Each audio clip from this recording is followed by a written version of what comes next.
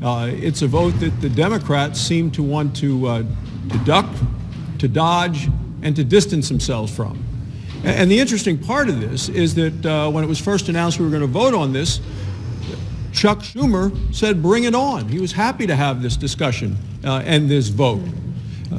We are now at a point where every Democrat senator who is running for president has endorsed and co-sponsored the Green New Deal. So the question is, why are they going to duck that vote today? Well, the reason is because it's a big green bomb that will blow a hole in our strong, healthy, and growing economy. It's unaffordable, $65,000 per family per year. It would essentially bankrupt America. Energy costs would go up to $3,800 per year per family.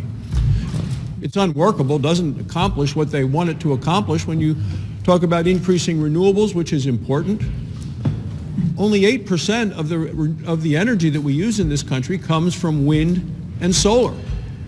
And emissions in the United States are actually going down. We only make 13% of the emissions globally. China and India make 33% of the global emissions.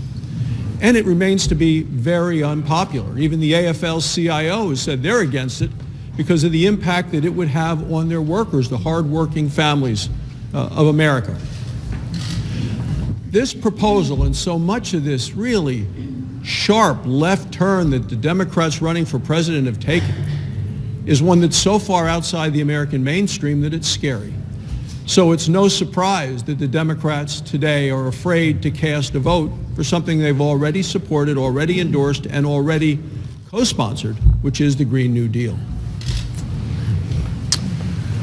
Well, we're obviously talking about the Green New Deal today, and Senator Barrasso and Senator Thune have already talked about it. I would say in 20 years of watching the Congress pretty closely every day, I've never before seen a bill sponsored by a dozen members in the Senate who don't want their bill to come to the floor.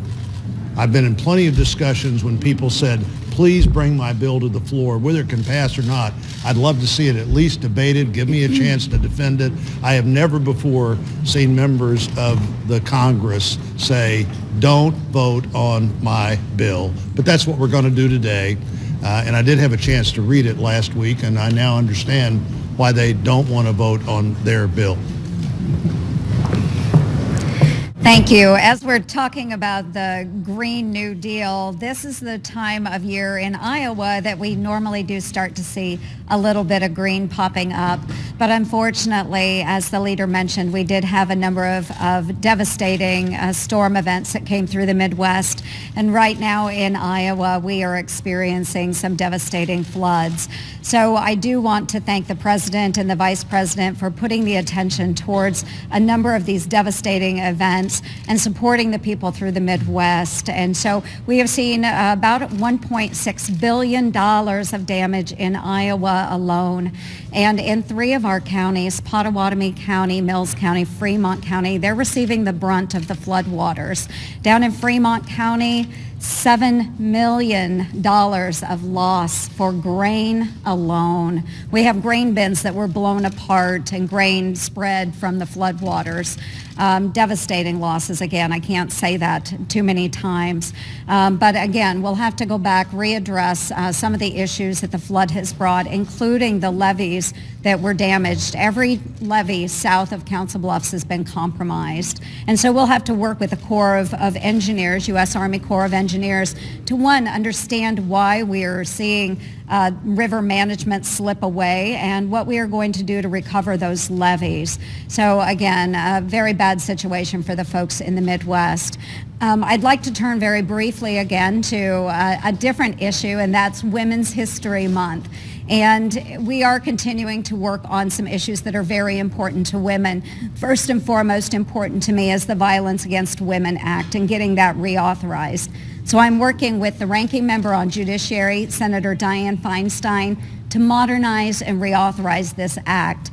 Now, I want to take you back to February. The House Democrats did have an opportunity to reauthorize this bill, and they did not do it. So we have to take this up again. This is lapsed, and we need to move on.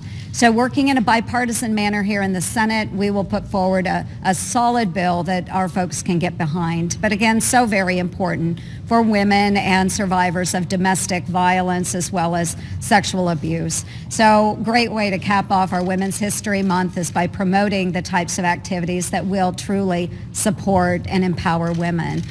So I would encourage all of my colleagues to work with us on these issues. Thank you. Leader McConnell. One more. Thank you. So, look, I gather a number of Democrats intend to vote present on the Green New Deal vote that we're going to have here. I have no idea why one would vote present on a signature issue of one's own party.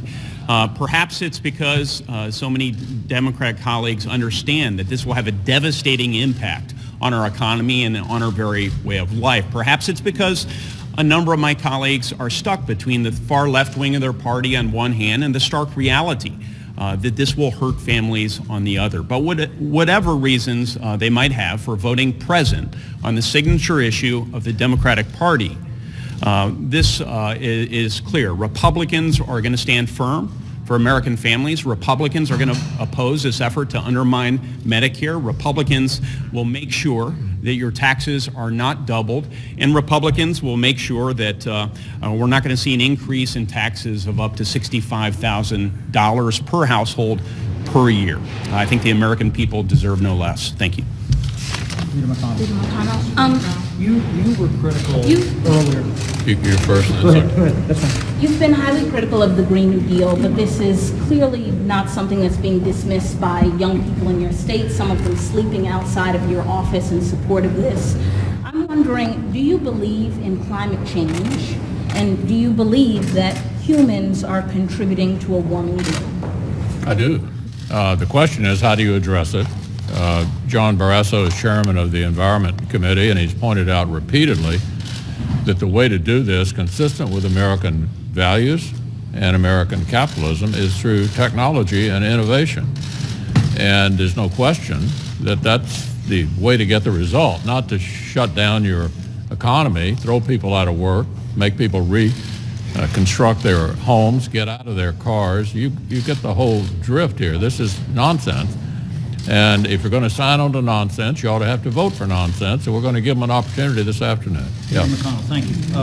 To that end, you were critical in November when the House Democrats passed a number of bills to reopen the government. You called those show votes. You and others have talked about these Democratic presidential candidates wanting to get them on the record here. How is this vote on the new Green Deal today not a show vote? Well, look, when you have a Democratic House and a Republican Senate, the opportunity for advancing legislation on a bipartisan basis is more limited. The House will be sending us a lot of bills that we are not likely to take up. We're probably going to be sending them a lot of bills that they're not going to take up. But I ask again, if you believe the Green New Deal is the prescription for America, why would you not want to vote on it? Pretty obviously, a vote present today is a vote in favor of the Green New Deal.